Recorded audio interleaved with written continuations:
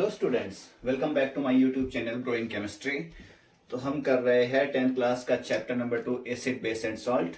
आज हम बात करेंगे इसमें पीएच की। PH stands for potential of hydrogens.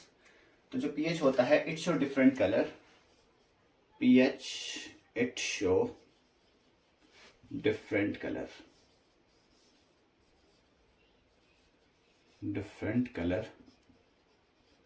it show different color at different concentration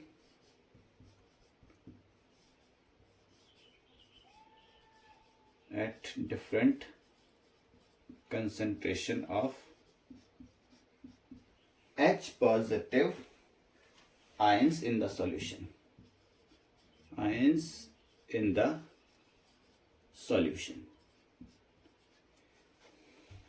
यानी कि हर कंसंट्रेशन पे ये डिफरेंट कलर शो करेगा। अब हमारे पास जो पीएच स्केल होती है, कुछ हमारे पास इस तरह से पीएच स्केल होती है। इसमें वैल्यू यहां 0, मान के यहां 7, यहां 14। अगर आपके पास पीएच वैल्यू 7 है तो वो न्यूट्रल एटम होगा, यानी कि जो भी आपके पास सब्सटेंस होगा वो न्यूट्रल होगा। 7 से जब आप 14 की तरफ जाते हैं तो यहां पे बेसिक कैरेक्टर इंक्रीज होता है। इस साइड को बेसिक कैरेक्टर इंक्रीज कुछ इस तरीके से जाएगा।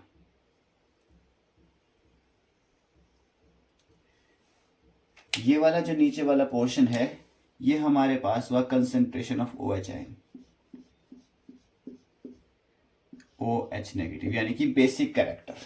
अब यहां देखिए बेसिक कैरेक्टर यहां पे इंक्रीज हो रहा है और यहां पे जो बेसिक कैरेक्टर है यानी कि OH नेगेटिव आयंस ये हमारे पास डिक्रीज हो रहे हैं। वही अगर हम इस साइड देखें तो ये H पॉजिटिव आयंस की कंसेंट्रेशन है, तो ये यहां पर इंक्रीज हो रही है। जब हम 7 से आगे जाते हैं तो H पॉजिटिव आयन की कंसेंट्रेशन कम होती है। तो हम यहां कह सकते हैं कि आपका जो एसिडिक कैरेक्टर है वो इंक्रीज हो रहा है और साथ में यहां पे जो हमारे पास H पॉजिटिव आयन की जो कंसेंट्रेशन है वो डिक्रीज हो रही है। तो हम इस तरीके से पीएच पेपर से हम पता कर सकते हैं कि कोई सब्सटेंस एसिडिक है या बेसिक है अकॉर्डिंग टू देयर कलर। और अगर वो 7 पे पीएच वैल्यू शो करता है तो इसका मतलब हमारे पास वो न्यूट्रल एटम है। अब बात आती है कि हमारी डेली लाइफ में पीएच की क्या जरूरत होती है। So uses importance of pH in everyday life. Uses of pH in daily life. तो सबसे पहला जो यूज होता है इसका, जो हमारी बॉडी है वो 7 से 7.8 पीएच के ऊपर काम करती है। तो हम पहले पॉइंट में लिख सकते हैं कि our body work at pH 7 to 7.8। तो हमारी बॉडी 7 से 7.8 पीएच के ऊपर काम करती है। तो पीएच से हमें हमारे बॉडी का जो पीएच है उसके बारे में जानने में मदद मिलती है। और अगर हम दूसरे पॉइंट की बात करें तो हमारे पास जो एसिड रेन होती है, अगर पीएच वैल्यू, रेन की पीएच वैल्यू 5 या 6 से कम आ जाती है तो वो रेन हमारे पास एसिड रेन में कन्वर्ट हो जाती है। So pH of rain is less than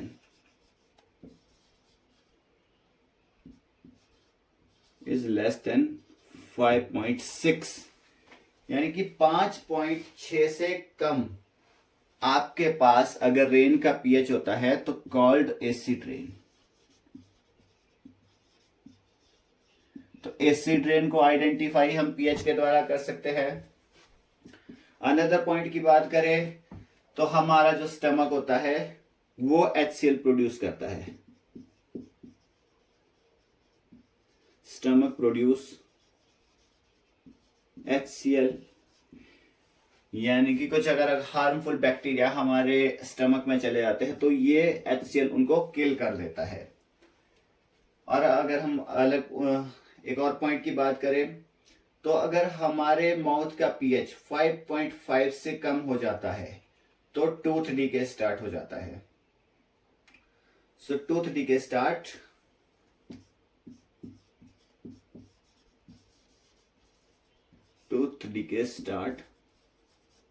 when pH of mouth is less than 5.5। अब आपने देखा होगा प्लांट को भी हेल्दी ग्रोथ के लिए एक स्पेसिफिक पीएच की जरूरत पड़ती है, तो आप ये भी पॉइंट में डाल सकते हैं। साथ में आपने देखा होगा कि हनी भी जब बाइट करती है तो वो वहां पे आपको जहां पे बाइट किया वहां पे दर्द होता है, तो वो हनी भी मिथेनोइक एसिड प्रोड्यूस करती है। तो पीएच से हमें उस एसिड के बारे में भी पता चलता है जब हम कलर शो करते हैं, क्योंकि यहां जैसे हमारे पास पीएच स्केल है तो यहां पे कलर कोडिंग लगी होती है कुछ इस तरीके से।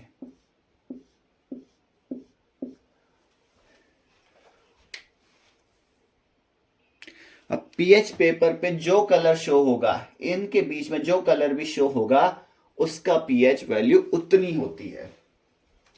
तो नेक्स्ट जो हमारे पास टॉपिक है वो है salt. Salt is an organic compound formed by neutralisation reaction. Neutralisation reaction हमें पता है कि जब एसिड और बेस आपस में रिएक्ट करते हैं तो सॉल्ट प्लस वाटर बनाते हैं। फॉर एग्जाम्पल हमारे पास HCl प्लस NaOH, ये रिएक्ट करके NaCl जो कि सॉल्ट है प्लस H2O की फॉर्मेशन करते हैं। तो हमारे पास पहला टॉपिक है केमिकल फॉर्म ऑफ सॉल्ट।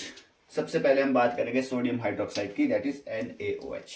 यह है हमारे पास sodium hydroxide. Sodium hydroxide, sodium hydroxide की फॉर्मेशन होती है जब आप सोडियम क्लोराइड का एक्वस सॉल्यूशन जो होता है, aqueous solution of sodium chloride की जब आप इलेक्ट्रोलिसिस करते हैं, मतलब हाई अमाउंट में जब आप इसमें करंट सप्लाई करते हैं, तो वो हमारे पास उसका ब्रेक डाउन होता है। Sodium hydroxide plus hydrogen gas release होती है और क्लोरीन बाहर निकलती है। तो अगर हम बात करें इसके यूजेस की, तो इसका यूज होता है, सोडियम हाइड्रोक्साइड का यूज होता है मेक सोप्स एंड डिटर्जेंट्स, यानी कि साबुन और ये डिटर्जेंट बनाने में इसका यूज होता है। Used in paper manufacture, paper industries में इसका यूज होता है। Used in oil refining, oil refining में भी यूज होता है। PVC मैन्युफैक्चर में इसका यूज होता है और also used as a pesticides, pesticide में भी इसका यूज होता है। Please take a screenshot. Next topic है हमारे पास ब्लीचिंग पाउडर। ब्लीचिंग पाउडर होता है so it is produced by action of chlorine on dry slaked lime, यानी कि कैल्शियम हाइड्रोक्साइड के साथ जब हम क्लोरीन की रिएक्शन करते हैं तो हमारे पास ब्लीचिंग पाउडर की फॉर्मेशन होती है। तो ये इसके लिए कुछ रिएक्शंस है। अब बात आती है इसके यूजेस की। ये आपकी NCERT की बुक में गिवन है, बट मैं आपको बता देता हूं थोड़े से। ये यूज होता है आपके वुड पल्प और पेपर फैक्ट्रीज में यूज होता है। ब्लीचिंग पाउडर आपके यूज होता है oxidising agent in chemical industries, और ये ब्लीचिंग पाउडर आपके डिसइंफेक्टिंग ड्रिंकिंग वाटर, आपने देखा होगा टैंक्स वगैरह में इसको डाला जाता है, यानी कि जो आपके पानी में इंप्यूरिटीज होती है, जो बैक्टीरिया वगैरह होता है, ये उसको किल करता है। नेक्स्ट टॉपिक हमारे पास है बेकिंग सोडा। बेकिंग सोडा का फॉर्मूला है NaSCO3। आपको इसके केमिकल फॉर्मूलाज हमेशा याद होने चाहिए। तो ये इसकी प्रेपरेशन है। जब सोडियम क्लोराइड को का एक्वस सॉल्यूशन है, पानी के साथ जो सोडियम क्लोराइड है, उसमें से जब आप CO2 carbon dioxide gas pass करवाते हैं in the presence of ammonia, तो ये कन्वर्ट होता है ammonium chloride plus baking soda NaHCO3 के में। अगर हम इसके यूजेस की बात करें तो ये यूज होता है एज अ फायर एक्सटिंग्विशर, मतलब आग बुझाने के काम आता है, और यूज होता है एज एन एंटाइसिड। मान के चलिए कभी मधुमक्खी ने काट दिया आपको, तो आप वहां पे बेकिंग पाउडर या बेकिंग सोडा को जब आप रब करते हो तो उससे आपको थोड़ा सा रिलीफ मिलता है, क्योंकि ये एंटी एसिड की तरह एक्ट करता है। सिमिलरली ये बेकिंग पाउडर बनाने के काम भी आता है। बेकिंग जो सोडा होता है, ये बेकिंग पाउडर को बनाने के लिए काम आता है। आप कैसे बनाएंगे, आपके पास baking soda plus tartaric acid, आप टार्टरिक एसिड और बेकिंग सोडा को जब आपस में मिक्स करोगे तो ये आपके पास बेकिंग पाउडर बनाएगा। और ये बेकिंग पाउडर यूज होता है, आपने देखा होगा जैसे ब्रेड में, केक्स में, उसको सॉफ्ट एंड स्पॉन्जी बनाने के लिए। नेक्स्ट हमारे पास होता है वॉशिंग सोडा। सो वॉशिंग सोडा का जो केमिकल फॉर्मूला है Na2.10H2O, तो ये बनता है हमारे पास recrystallisation of sodium carbonate Na2CO3 plus 10 moles of H2O, यानी कि जब आप उसको रिक्रिस्टलाइज करेंगे तो आपके पास बनेगा Na2CO3.10H2O। बात करें इसके यूजेस की, तो ये यूज होता है ग्लास, सोप और पेपर इंडस्ट्रीज में, और ये यूज होता है मैन्युफैक्चरिंग ऑफ बोरॉक्स, बोरॉक्स की मैन्युफैक्चरिंग में यूज होता है, और क्लीनिंग एजेंट इन हाउस, घरों की सफाई में ये यूज होता है, and removing hardness of water, यानी कि जो पानी में जो हार्डनेस होती है उसको रिमूव करने के लिए ये हेल्पफुल होता है। लास्ट जो टॉपिक है हमारे पास पीओपी। पीओपी होता है plaster of Paris, chemical formula है CaSO4.12H2O। ये आपके पास जब जिप्सम को आप हीट करते हैं, जिप्सम का जो केमिकल फॉर्मूला है CaSO4.2H2O, आप जब इसको हीट करोगे, व्हेन हीटेड जिप्सम, तो आपके पास ये कन्वर्ट होता है प्लास्टर ऑफ पेरिस में, CaSO4.12H2O plus 1.5 moles of water इससे बाहर निकल जाता है। और अगर आप इसको प्लास्टर ऑफ पेरिस को फिर से 1/2 मोल ऑफ वाटर के साथ रिएक्ट कराओ तो वापस ये जिप्सम में कन्वर्ट हो जाता है। बात करें इसके यूजेस की, so doctor using to support fracture bone, यानी कि जो डॉक्टर है वो प्लास्टर वगैरह चढ़ाते हैं जब आपकी कोई हड्डी टूट जाती है, कोई बोन फ्रैक्चर हो जाती है। और अलग इसके दूसरे यूज की बात करें तो for making toys, decoration materials, खिलौने बनाने के लिए या घरों में जो डेकोरेशंस का काम होता है उसके लिए ये यूज होता है। And for making surface smooth, जैसे दीवारों में पुट्टी वगैरह करते हैं तो ये प्लास्टर ऑफ पेरिस की होती है। तो ये था आपका चैप्टर नंबर 2। इस चैप्टर में बस इतना ही है। अगले लेक्चर से हम स्टार्ट करेंगे chapter number 3, that is metals and non metals है। तो वीडियो अच्छा लगे तो वीडियो को कीजिए लाइक एंड शेयर, चैनल को कीजिए सब्सक्राइब। मिलते हैं अगले वीडियो में।